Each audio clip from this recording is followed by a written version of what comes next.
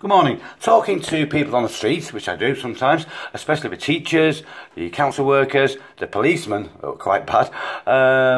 You know, all these people on the government paid gravy train. Yes, they're earning, you know, well, like social workers are on, health visitors are on 50, 60 grand a year, policemen are on 45 grand a year, you know, nurses are on 30 odd grand a year or more. They're all on the government gravy train. They refuse to say a word against a certain brutal Saudi Arabian-based ideology. You'll all know what it is. This ideology still cuts away little bits of its girls' private parts today. In England, in Saudi Arabia, in Egypt, in Syria, they hold down the little girls and attack them.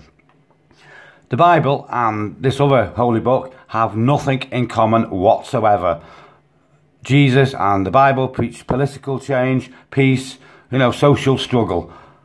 This other holy book, the one I'm going to play the video about, promotes warfare, invasion, slaughter, massacre, and indeed, even the false prophets of this so-called ideology, so-called religion, did cut people's throats and murder people. But they don't want to tell you this. They don't even tell half of their own members this. Oh, he's such a gentle person, PPUH, when he was slitting people's throats and raping at least 60 children in their holy book. It states this. They are not allowed to be our take us as friends. They are supposed to invade us, dominate us, steal our jobs, steal our houses, and when they outbreed us, we will probably have death camps in Europe to wipe us out. I'll play this video. This is early Islam, how it wiped out the whole of the Christian Middle East by political Islam. Dr. Bill Warner in Tennessee, and he's a great fella. He's got several degrees in science and what have you. Okay, see you guys. Listen to this carefully. Look at all the massacres and invasions of the Christian Middle East. Islam did wipe out 500 years of Christian civilization, and it was far better than what replaced it. Far better. Peaceful, more progressive. Constantinople, which is now the capital of Turkey, you know, was the head of the Eastern Byzantine Christian Church, and they reckon it was in science and philosophy and, you know, early medical science. It was even ahead of Rome at that time. And it was a letter from Constantinople to Rome for military help because they were going to get wiped out by, you know, Kurdish Turks, and they were wiped out. And as we know, Turkey is 98% Islamic now, and it has been for years. Just watch the way they invaded and wiped us out, wiped our brothers and sisters out, and took away their kids and left their villages and towns derelict. You know, in one part of Syria, if you Google this, 700 dead cities, you can still see 4th, 5th and 6th century monasteries, massive churches, solid stone built buildings still there from the 6th century, and these were the cities that were wiped out by jihad, by violent, slave-taking, greedy, brutal jihad.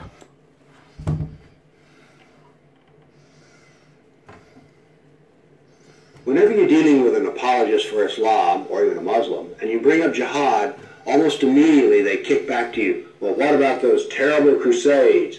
Why, they're the moral justification for jihad. I mean, we're just as bad as they are, so let's not talk about jihad, okay? Let's talk about the crusades. Well, what I would like to talk about here are facts. And it turns out I sat down and put together some work, and I created a database of some 548 battles that Islam fought, jihad battles against classical civilization. And this aren't even all the battles. It really doesn't say much about Africa and India, Afghanistan and all that. It's primarily the battles against the classical civilization of Rome and Greece. So, 548 battles is a lot, and it's too much to even comprehend. So I created something which I call a dynamic battle map, in which you have a display of the Mediterranean, and a white dot means that this 20-year period, that's a new battle. So every time the screen changes, it's 20-year period. The colors white turn to red, so you can see a history. This may seem a little confusing, but I think when you see it, you'll know exactly what I mean. And here it starts. Islam burst out of the Arabian Peninsula and immediately starts attacking the Middle East. And notice that it doesn't take long until they're crossing the Mediterranean and attacking southern France and Spain. Notice something here. Most people think of Islam, they think of Arabs, they think of desert, and yet here we see that Islam is projecting power throughout the Mediterranean. Notice how the little islands of the Mediterranean are getting hammered. The navy of Islam would attack coastal towns, kill, rob, rape, and then take slaves. So this whole battle map, as it unfolds, you're seeing slaves being taken. Over 1 million slaves were taken out of Europe into the Islamic world. That's something you don't think about much, but it's absolutely true. There were over 200 battles fought in Spain alone. And we also see, however, on the east coast in Turkey, that Islam is trying to break into Europe. Now, what's going to happen is, in Spain, this ongoing fight that lasted for 400 years, the Christians are going to push back the Muslims. But now then, what has happened over in the east is that Constantinople has fallen, and now then Eastern Europe is getting hammered. The jihad now comes to Eastern Europe. It's pushed out now of Spain. Northern Africa is now completely Islamic. The Middle East is completely Islamic. This is all jihad, relentless jihad. And why is it so relentless? Well, Muhammad was relentless in his jihad. And these people are good students of Islam, and so it's against the kafir, on and on. It was traditional that when the Sultan came to power, the brand new Sultan, he would immediately try to launch new wars, because he was going to be noted in his Islamic history as to how well he fought against the kafir. So that's what the jihad looked like over that time period, 548 battles.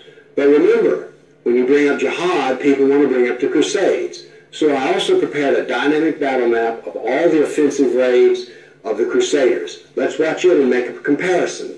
And so it begins. The Crusades enter into Turkey and the Middle East. Battles go on, but aren't there far fewer than you thought there might be? And here we go. The last battles are fought, and that is the end of the Crusades. So now then we can talk about some facts. Yes, there were Crusades, but notice they ended centuries ago, and jihad is being practiced today. Jihad has been with us for 1,400 years.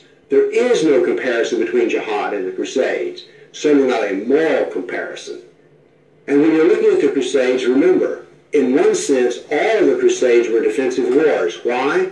Well, as we saw on the first jihad map, it was Islam that came out of Arabia and conquered the Middle East, a Christian Middle East. And so the Crusaders were trying to free their Christian brothers and sisters from jihad. So there's no moral comparison at all. The motivation of the Crusaders was to free Christians. Their purpose of jihad is to enslave the kafir. So the next time you hear somebody talk about all those dreadful crusades, you've seen some facts about the matter. Why don't you pipe up and tell them you know, you don't really know the matter.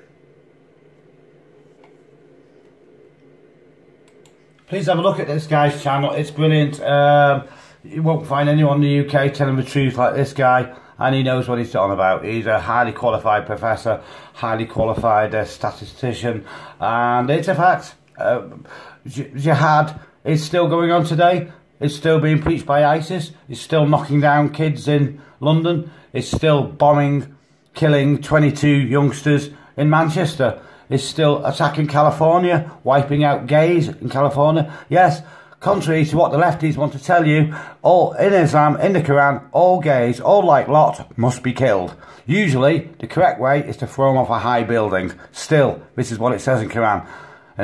And in Iran, Saudi Arabia, Pakistan, gays and Christians are regularly jailed for long periods, set up for death, stoned to death.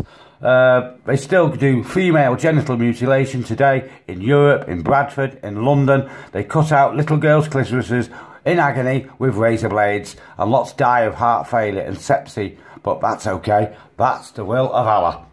That's the gentleness of jihad. Absolute brutality, savagery, castration, enslavement, and probably in Europe eventually death camps to thin our numbers down. That's the reality of future jihad.